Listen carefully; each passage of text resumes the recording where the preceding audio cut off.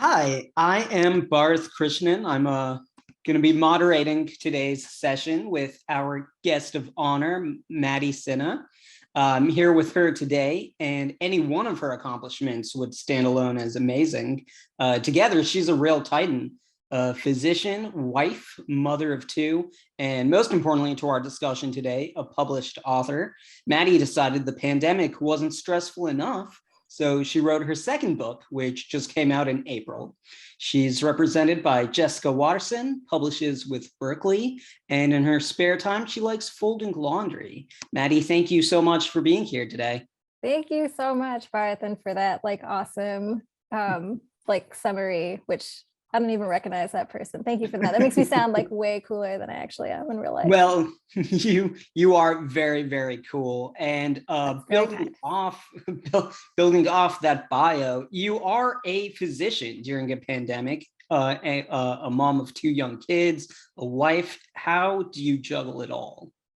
Badly. I mean, I think so many parents, I just kind of threw things together during the pandemic and hope it worked out. The kids had way too much screen time and watched way too much TV, but we all, made it through. And I think that this year was just kind of it just had to lower my expectations for this year. And it was as long as everybody was healthy, we were doing something right. So I'm counting it as a win.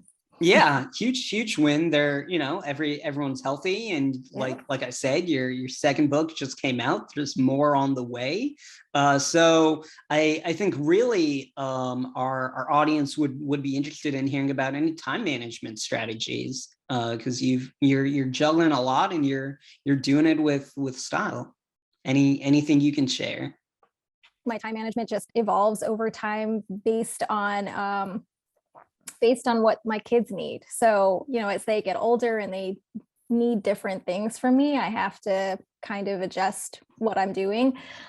So for this book, for At Least You Have Your Health, I did a lot of waking up early in the morning. I tend to do that on deadline. I wake up at 4 or 4:30 because that is when my house is the quietest. And I'm a morning person, so that doesn't really bother me too much. So I usually try to write for an hour and a half before I get the kids up for school. During the pandemic, it was actually in a way a little easier because they were virtually schooling, so nobody had to run to catch the bus. So it gave me an extra 30 minutes. I didn't have to pack lunch for anyone. These small things tend to make a really big difference when you're a parent. So I felt like it was doable and manageable, partly because they were in virtual school. This year it's been a little different. They're back in school, so I have less time in the mornings. So I'm still figuring it out this year. And with this third book that I'm working on, I still try to get up early when I can. I find that I'm just a lot more tired these days. I think just because of the last year, I'm just trying to give myself some grace. That's the only advice I can give is I think sometimes, as as a writer, sometimes you're just in the zone and the words are coming and it's great. And then sometimes you're just not. And I'm trying not to fight it when it's not, I'm trying to just, give myself a break and, really try to capitalize on the moments where the words are flowing, and then to just understand that it's not going to be permanent when they're not flowing. I guess that's the best advice I can give. Great. So book two is done. Talk to me a little bit about book one. Talk to me about your publishing journey. So it was a really long journey. I started the book back in 2010, and I had no ambitions to become a published writer at that point. I was just looking for something to do as a hobby. I'd always kind of been a writer just for myself, just for fun. So I signed up for this writing class. It was this online writing class at Temple University in Philadelphia. And just on a lark, just for fun. It was the winter. I was bored. I just moved to a new neighborhood. I didn't know anybody. I was like, I need to do something, outside of work. So I signed up for this class, and one of the requirements was you had to be writing a novel in order to be in the class. So I was like, all right, sure. I'll just start writing something. And the only thing that had occurred to me to write about at that time was about medicine, because that was my whole life up until that point. It just the first, every week. So for the class, every week you'd write 200 words, and then you would send it to the other students in the class, and the idea being that you'd critique each other's work. And it was a super valuable experience. I'd never done anything like that before. And I wasn't sure that anyone would be interested in reading a story about a doctor in a hospital. I hadn't seen a lot of that out there, especially kind of what I had in my head, which was like a mashup between Grey's Anatomy and the Devil Wears Prada type of this kind of women's fiction take on it. I was like, I'm not really sure anybody wants to read this, but whatever. And it turned out that the other people in the class really enjoyed it. And every week they would write and say, oh, well, we haven't gotten your 200 words yet. Like, what happens next? And I was like, oh, that's interesting. Like, I didn't realize that people would actually be interested in that. So it encouraged me to keep going. And then, 2 kids and 10 years later, I finally finished that first draft of the book. And then it got kind of more complicated after that. I ended up winning this Twitter contest called RevPit, where the prize is that you get to work with a developmental editor for 6 weeks. I didn't even really know what that was until I won. I just kind of submitted my book because I could. I saw it on Twitter like one night, and there were literally like 10 minutes left to enter this contest. And I was like, all right, I'll just do it. And like not thinking at all that I would get picked. And it changed everything for me. I think working with an editor to me is like one of the most useful things that a writer can do, especially if you're somebody who doesn't have an MFA or have like formal training, which I don't have. I didn't know what I didn't know. So, working with an editor really was just an education.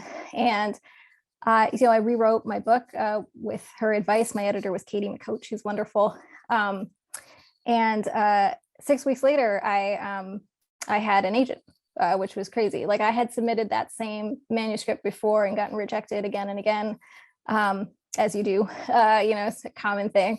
And then, remaking my book with the advice of an editor was the thing for me that changed everything. And 6 weeks after I signed with my agent, the book sold to Berkeley.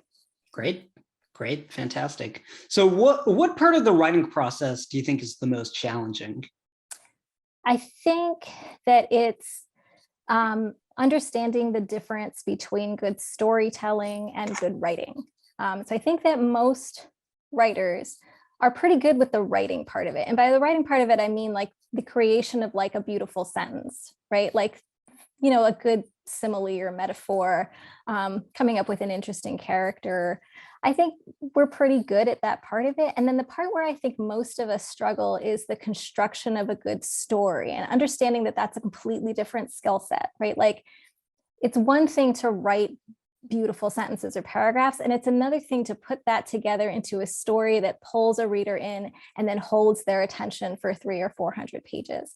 And what I found working with an editor was that there's a real art to the telling of a story. And I think because we've all grown up reading and hearing stories, we think that we're good at it. But when you really break it down and study it, there's, a lot of us are, and I certainly was, doing it wrong. Not to say that there's like only one right way to do it, but I think there's a very structured way to go about telling stories that the industry is looking for. So then when we're looking to sell our work to, especially in traditional publishing, there's a certain way of telling it, laying out a story and pulling in a reader that editors at big publishing houses are looking for. And I don't think that you can really be in the game until you understand that. Fortunately, it's a very learnable skill.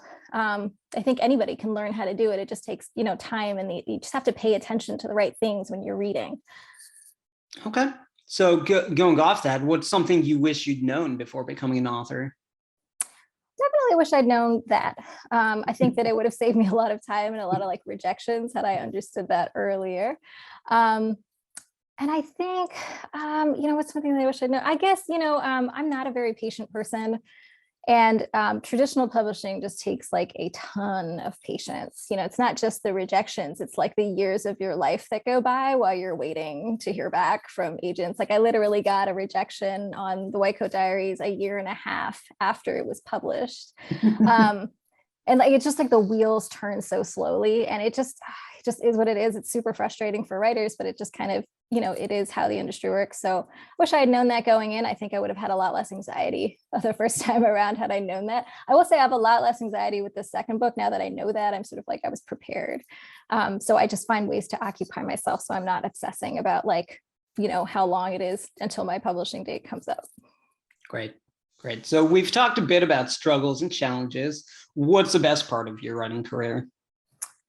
Well, a couple of things. I mean, one, I think the actual act of writing is so joyful. I mean, what I mentioned earlier about like getting up in the morning, it makes it sound like a slog, right? But like as a fellow writer, I know you know this too, it's just joyous, when you sit down and you're in that world that you created and your words are coming easily and you're just in that zone, right? Like there's nothing, to me, there's really nothing better than that. Like, there's nothing I'd rather be doing than that.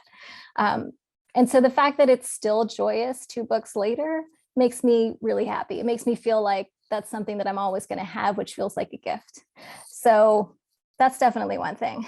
The other thing that's been like a delightful surprise is hearing from readers who connected with my book. Like that was not something that I realized was a thing. Like I've never emailed an author and been like, hey, I really like your book. Even when I really did like their book, it never would have occurred to me to reach out to them. But apparently that's a thing. Like people email authors and it's delightful. Like it is so meaningful to get an email from someone, and it feels very intimate. It feels like my brain and their brain are in some sort of communion because like they understood what I was trying to say.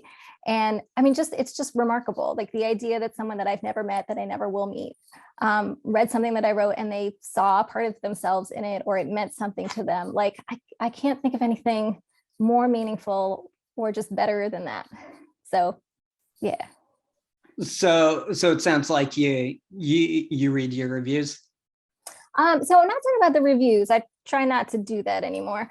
But people like have actually like reached out to me on like either DM on Instagram and sent me messages or just emailed me. Yeah, and I have like a little folder of like nice emails that people have sent me, and yeah, it's just super cool. I write back to everybody who writes to me.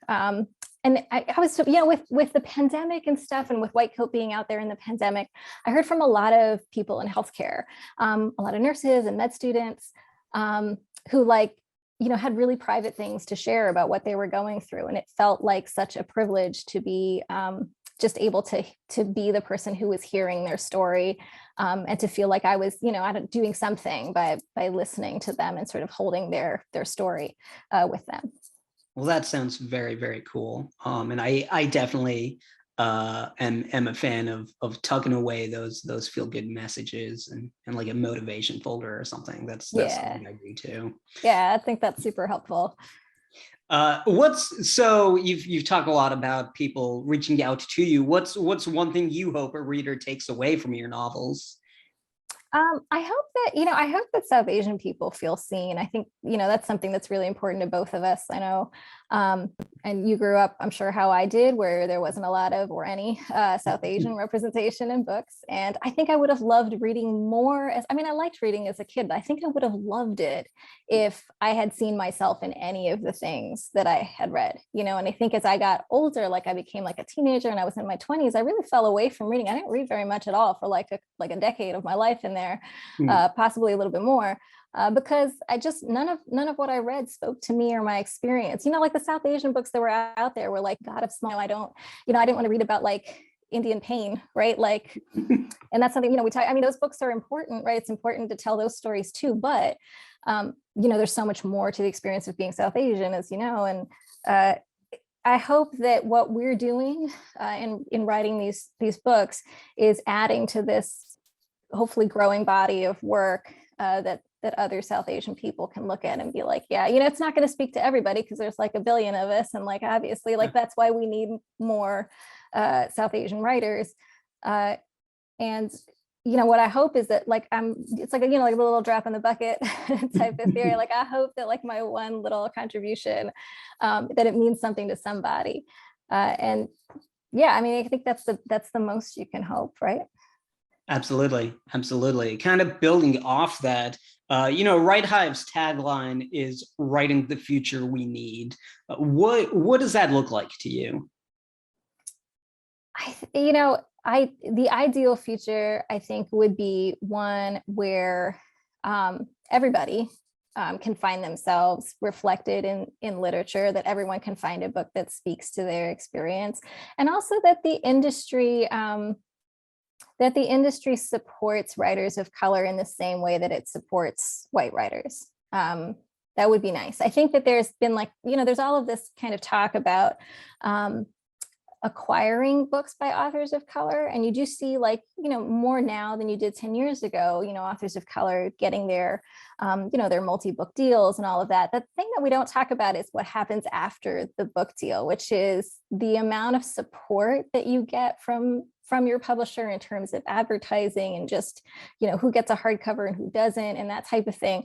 I think there's still, some inequity there.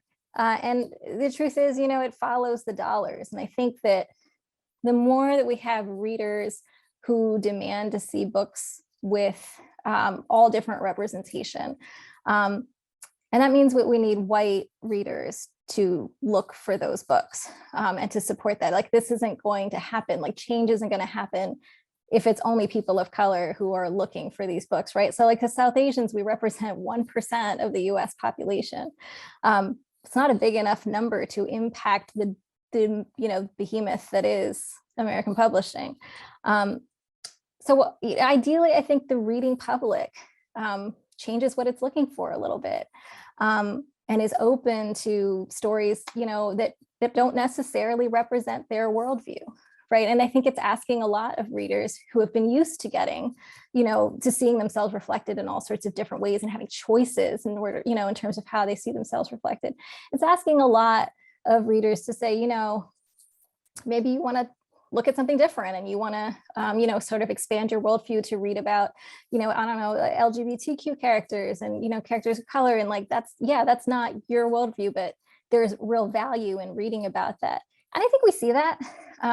But I think we need to see a lot more of it. Okay, great. So I have two final questions to close us out. Can you leave our viewers with 3 pieces of advice for their own publishing journey? So one, of course, don't give up. I think it's, and it's always, hardest, and the journey is always most discouraging before you're about to succeed. I do believe that. And I was told that and kind of was skeptical about it, but clearly, I didn't give up, and I would advise anybody to not give up. The second thing, which is kind of related to the first thing, it kind of used to drive me crazy when I would listen to author interviews and they'd be like, don't give up, just keep trying. It doesn't matter how many rejections you get, because it sounds a little cliche, and it's easy to say. But I know how hard that advice is to take. But also, I like to be practical about it. I think if you're at a point in your writing where you have been rejected many, many times, I think it's important to not get discouraged, but also to look at why that is, and to ask yourself and be honest with yourself, am I telling this story the best way that I can tell it? And a lot of times you might not be sure. If you are, it's important to look into that and to just keep working to make yourself a better writer. I don't think that you can keep submitting the same manuscript again and again without looking back critically and going, I could be doing something better here, because you can always be better, right? Like, you can always read more and study more and just, take a book of an author that you love and pick that apart, read it 2 or 3 times and figure out what makes it good and what makes it different from your own writing. And I'm still doing that, right? Like, I feel like I'm still, every week pick up a book that I love and try to read parts of it again and go, like, what am I doing wrong? Like, what could I be doing better? And there's a joy in that too, right? If you love writing, then you love trying to make yourself a better writer. Like that process, I think, can be really enjoyable. And so I would encourage people to really look at it that way, as it's like an art that you are, like a skill that you're getting better at by practicing. And so, if you have that manuscript that's been in a jar that was rejected like 70 times, look at it again. It's not bad. It's just something is not working and you need to figure out what that is. So my third piece of advice is, I do have a third thing, is to read widely. I think it's valuable to read outside of the genre that you write in. I think it's valuable to read other forms of writing. So if you write novels, I think it's useful to read short stories. I think you learn and become better by reading all manner of different things. So I read a lot of nonfiction, and I try to read like a monthly periodical every couple of weeks. I really like the Atlantic, so I'll try to go through the Atlantic. I try to get through every issue if I can, because I think it makes me a better writer to see how other writers are writing about a variety of different things. Great. That question kind of prompted another question from me, which is, what does research look like to you? Maddie has a great idea. She sits down, takes a pass. What does research look like to you?